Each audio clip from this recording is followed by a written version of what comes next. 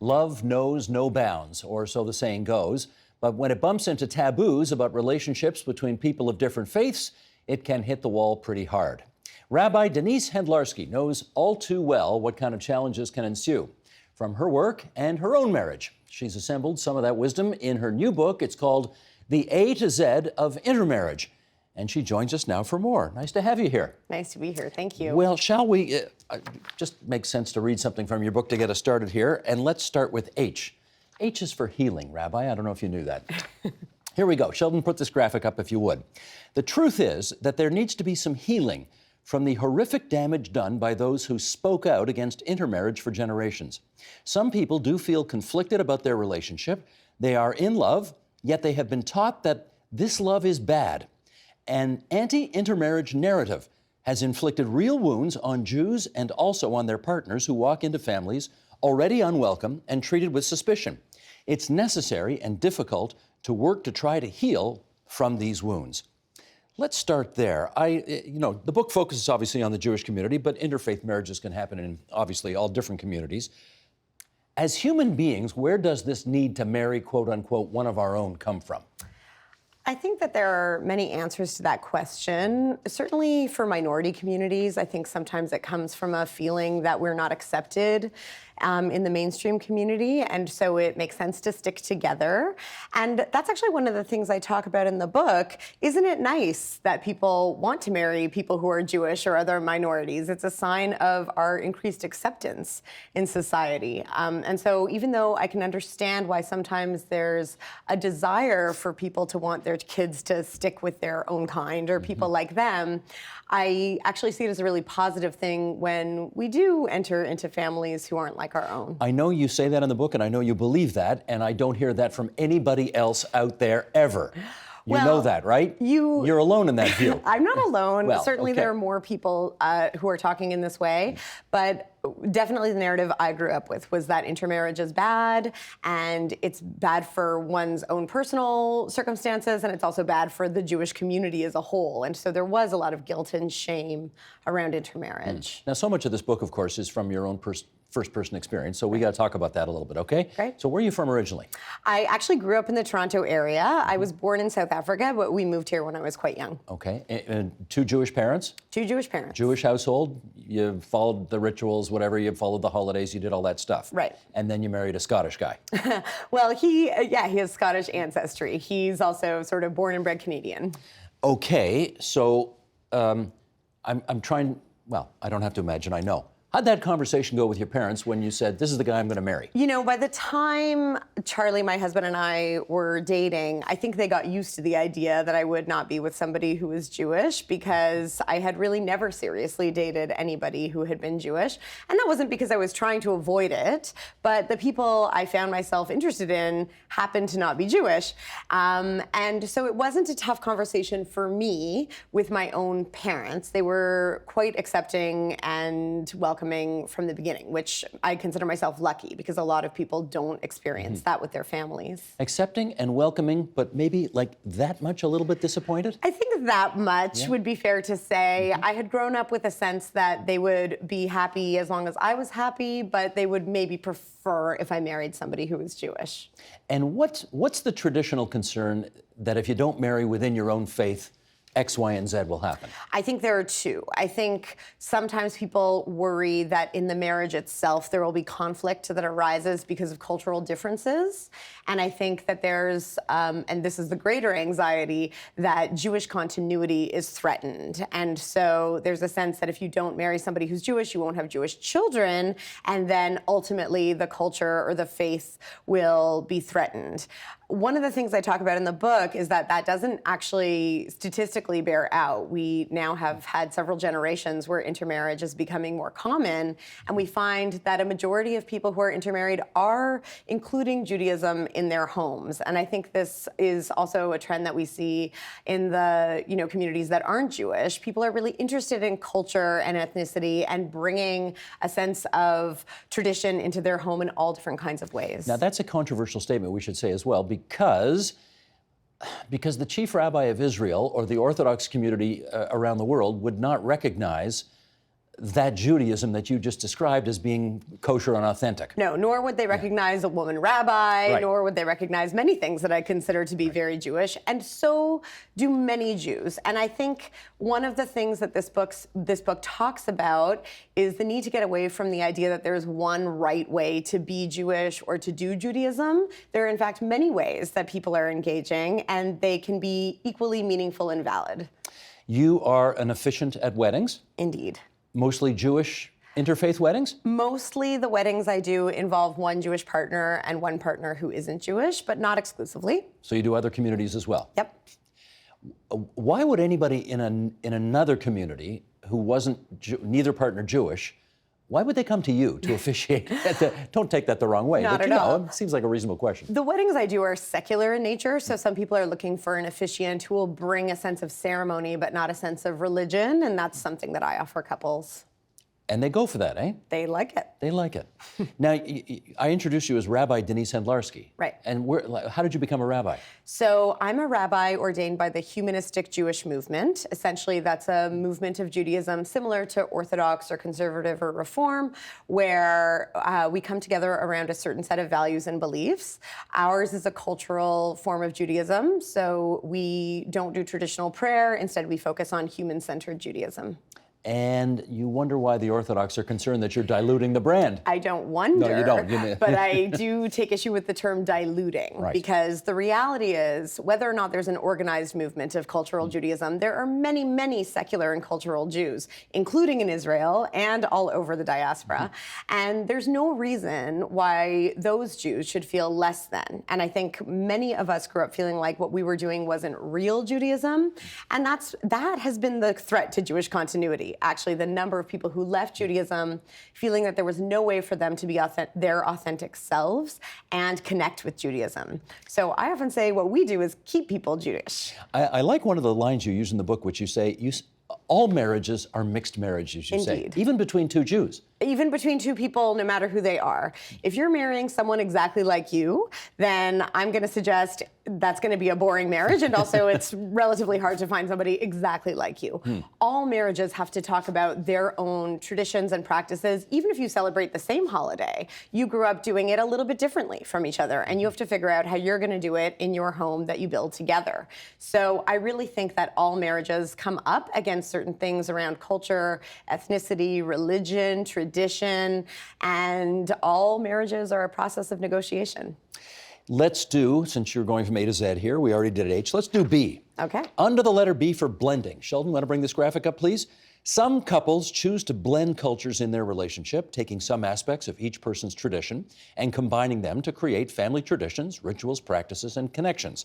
I know plenty of couples who celebrate Chrismukkah, a perfect example of blending where they take traditions and combine them. One can buy Christmas tree toppers in the shape of the Star of David. I've been at dinners, you write, where both Christmas ham and Hanukkah latkes are served. Some people find these things shocking and disturbing, and others find them to be exemplary of the many compromises one makes in creating a home with significant other. Okay, a bunch of questions here. Does Chrismukkah water down Christmas and Hanukkah? That really depends on your perspective. So first of all, I would like to say that even in homes that are sort of just Christmas or just Hanukkah, a lot of those things can be watered down anyway. For many, many people, this is not a religious holiday in the way they practice it anymore. And so some people take issue with that, and for some people, that's simply their lived reality and their understanding of those holidays. I'm not saying everybody should do Chrismukkah. What I'm saying is you have to figure out how you'll do it in your house. When I first got married, I was really uncomfortable with doing a kind of Chrismukkah in our home.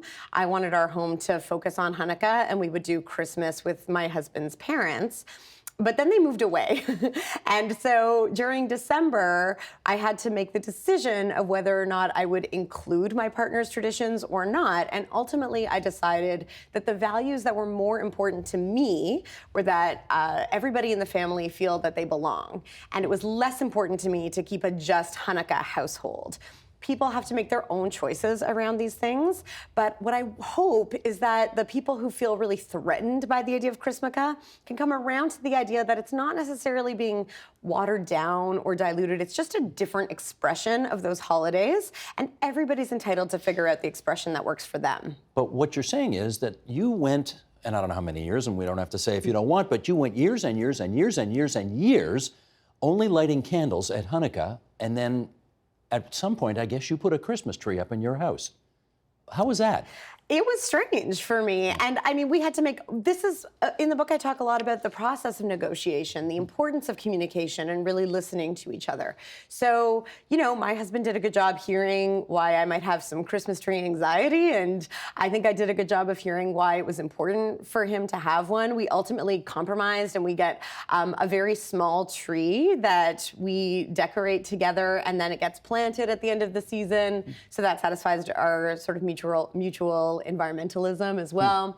So we had to figure it out. And I would say if you're unwilling to ever change through the course of a marriage, that's going to be a tough road. That's going to be a short marriage. It could be a short marriage, or it could be a marriage filled with strife.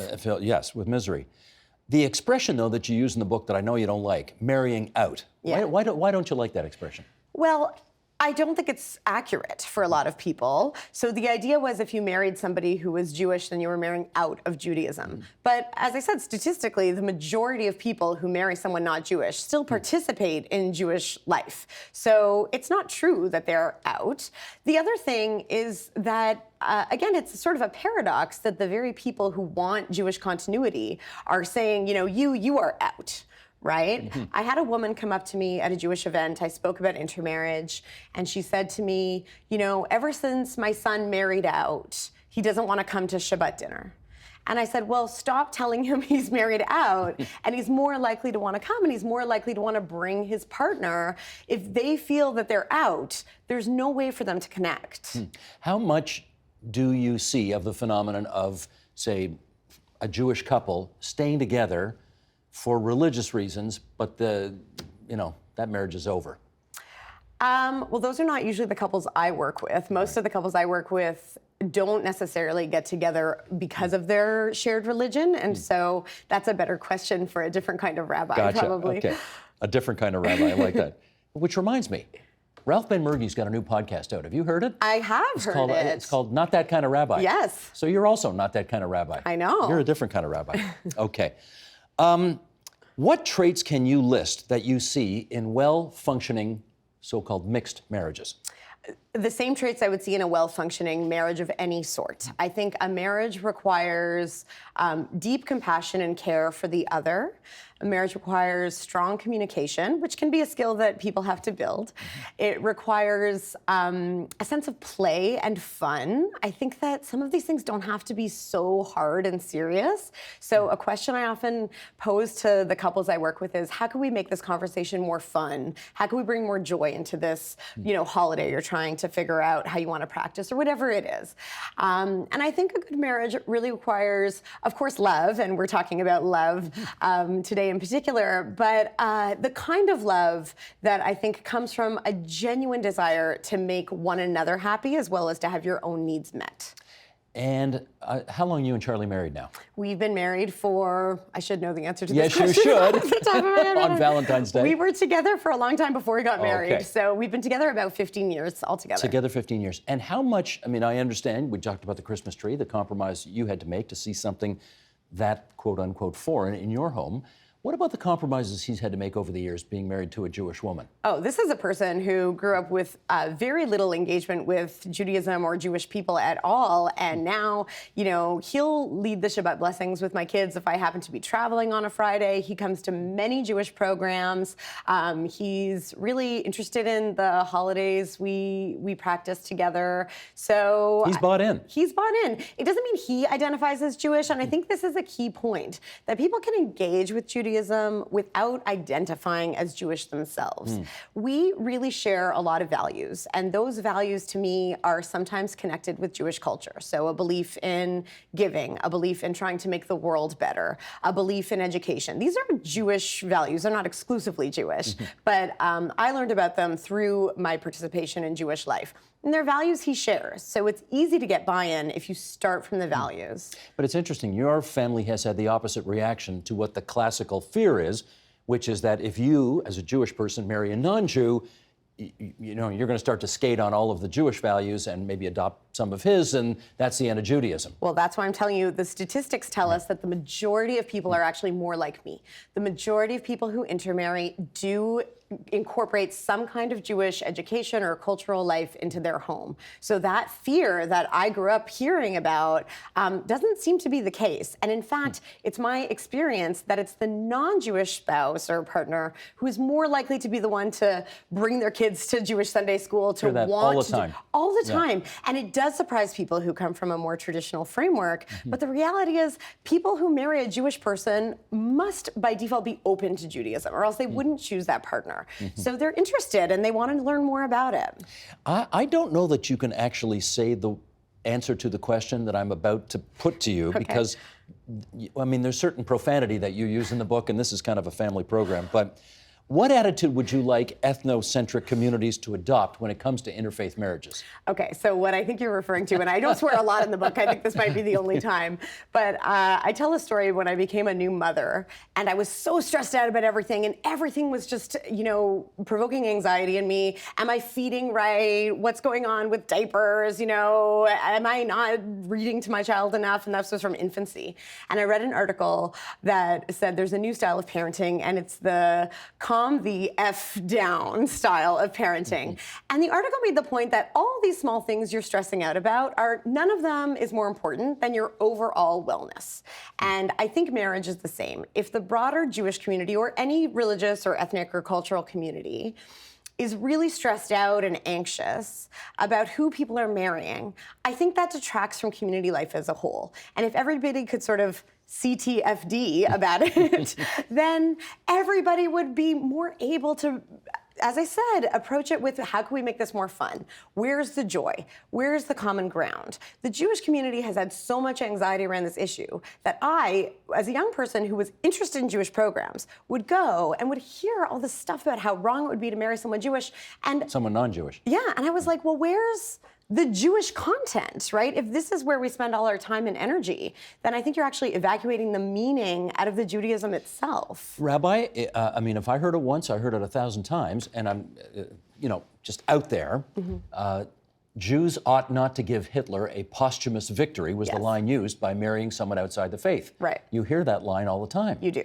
And that's part of the CTFD, I guess. Well, I don't Because that's a think pretty heavy thing to put on people. it's a very heavy thing to put on people. And consider that, you know, if you're hearing that from people you love, from your family, you know, you're trying to say, like, I'm excited. This is somebody I love. I want to introduce you. Or, you know, we're getting married. This is supposed to be a joyful time.